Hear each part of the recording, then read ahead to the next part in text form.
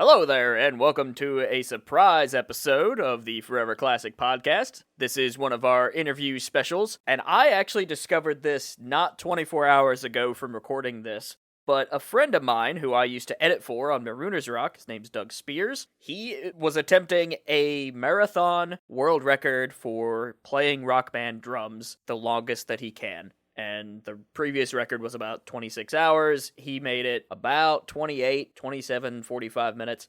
Not only that, but right next to him, he had another guy named David attempting the same thing, but with Pokemon. But these two world records were all done in the name of Extra Life, a charity that supports Children's Miracle Network hospitals with the gaming communities. Now, we've always been pretty big supporters of Extra Life, but when I discovered this, I had to jump on it, and thankfully, I was able to get an interview just moments after the world record had concluded. So please sit back, enjoy this special interview. We've got some other episodes coming along this week, so please look forward to that. Up next is the Shovel Knight interview with Sean from Yacht Club Games. I'm very excited to share that with you. So please sit back, enjoy, let's run some intro music, and have a chat with David and Doug.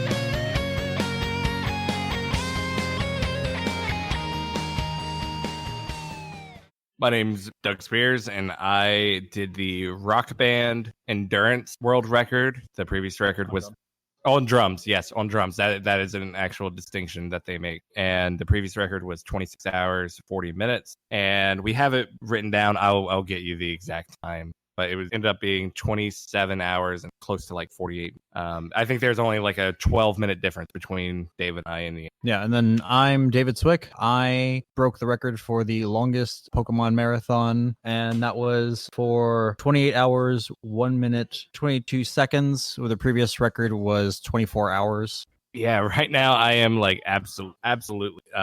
You can only prepare yourself so much. Like mentally, you can think you have yourself prepared. Physically, you can think you have yourself prepared, but you really don't know until you get into the middle of it. And then that's when you really have to start digging deep. And I'm sure David was a similar mentality. Of course, the physical aspect probably wasn't there near as bad. Well, I mean, that was the thing for mine was it was pretty simple since we do the 24 hours each year for Extra Life as it is. Like adding a couple more hours onto that wasn't too bad for me. It was Doug's one that really had the mental and physical fortitude for this. I just had to keep my eyes open.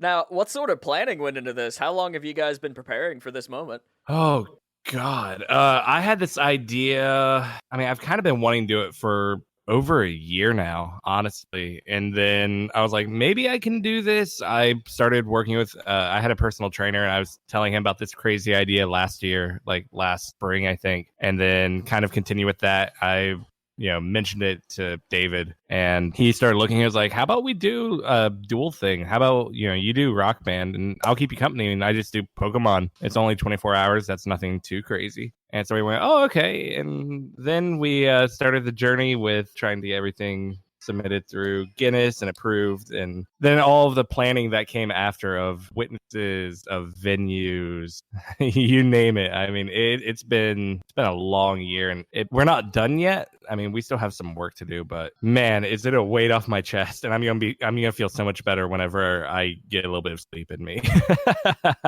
David, what are your thoughts on that, man? I mean, I think Doug pretty well covered it. It was one of those things of like, as he said, it was originally his brainchild, and I was kind of like, I can do Pokemon for as long as you're planning to do Rock Band. That way you've got someone to help keep you company, trying to help keep you going. That was before we realized, everything we were going to have to do for Guinness to try and make this record real, and realizing we were going to have witnesses. We were going to have a public place. We're going to have all this stuff. And so, yeah, it's been it's been a bit between trying to get the word out there about it and trying to the whole thing organized. Well, you guys nailed it, pulled it off. Hopefully we'll see those both 2 records get accepted. Now, which version of Pokemon were you playing specifically, David? So I was playing Pokemon Shield.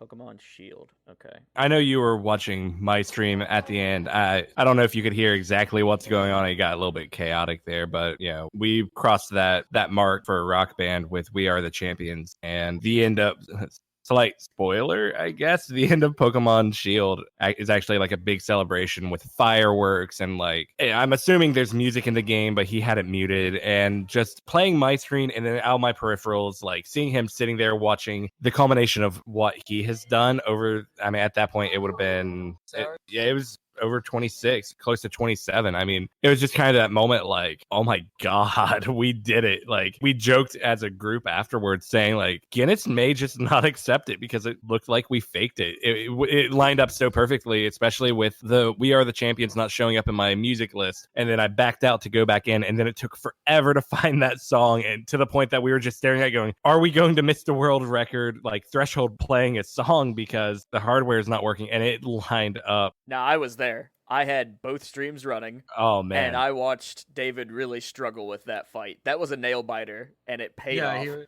He was in that fight being like, do you want help? I can help you. I was like, I think that's what made it better, was the fact I was like, I had to actually work for that. Yeah. When I was like, all the fights before that, I was like, it's too bad. It's a little too easy. I might be a little overleveled. And I thrusting that, and I'm like, oh no. First Pokemon got one shot at the beginning. I'm like, I'm in trouble. Yeah, that's kind of the funny thing. Like, we were sitting literally side by side. I mean, we popped into each other's streams quite a bit, but even though we were so close, we were kind of in our own ecosystem in a way. Like, I'd be talking with my chat, he'd be talking with his chat and playing his game. I couldn't watch him at all times. He would glance over, but he wouldn't see that. So hearing him talking about that final fight and the struggles as I'm like approaching that mark, like, man, it was convenient. It was very convenient. I think that's the most appropriate word for it. That definitely seemed like a highlight to this endeavor. Were there any other big standout moments for either of you?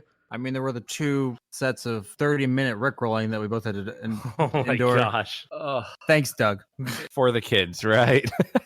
We endure just a little bit.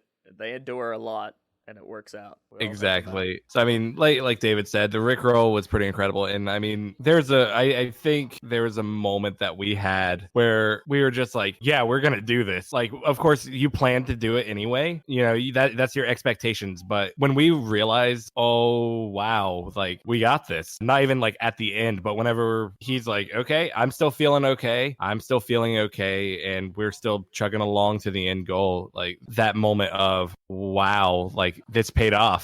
It was incredible. So thoughts from either of you of the incredible correlation between gaming communities and charitable communities? I think I don't want to say an untapped market. That's a little more clinical than I want it to be. But it's one of those overlooked aspects that's been growing a lot more lately. And I love the fact that it is, because, you know, it's taking something that you're passionate about and being able to do something good with it. And so it's one of those things I'm just happy to be kind of trying to get more of that going. Awesome. Good stuff. All right, so to wrap up, can you guys tell me again, where can people find you online? For me, it's twitch.tv/DrummerDoug45. I'm also on Twitter, DrummerDoug45. I try to keep everything pretty standard, so that way, if you find me in one place, you can pretty much find me wherever you want. And much in the same vein, I am Obi-Wan362. Both on Twitter and on Twitch. And yeah, I stream Monday through Thursday from 9 p.m. Eastern to midnight most nights, plus some things come up, but it's my typical schedule. Well, guys, it's been super fun for me to watch this. I'm super glad that Joe Simpson, we were working on some Forever Classic stuff, and he's like, hey, Doug's breaking a world record today. And I'm like, what? And then when I popped in, like, Shane messaged me, and he's like, oh, there's 2 world records happening. And so this whole narrative has been developing overnight for me, even though I kind of knew that you were planning something like this. And so I have today off because it's President's Day or whatever, and I'm like, this is a story, and we are getting this story, because That's exactly why I'm here. It's President's Day, and it's the only time I get off work. I'm completely just enamored with what you guys have done, and I've played Rock Band Expert. That's how I learned to play drums. I haven't played drums in a long time, for about a year or so, but I'm super connected to what you're doing, man. Yeah, I remember Andrew trying to set us up as like dueling Extra Live Columbus and West Virginia. You've got me beat, son. I concede now.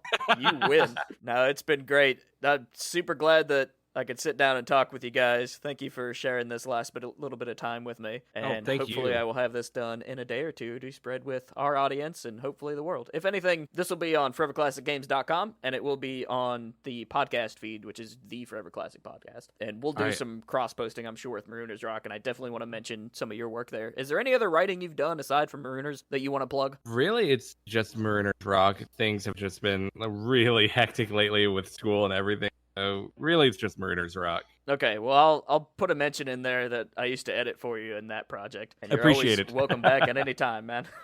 Very much appreciated. And if either of you want to just be a guest on our podcast in the future, give me a shout. I'm available. We're always looking for guests. Y'all are Absolutely the best. Thank you so much. Y'all have yourself a wonderful evening. Get some rest. Grab some snacks.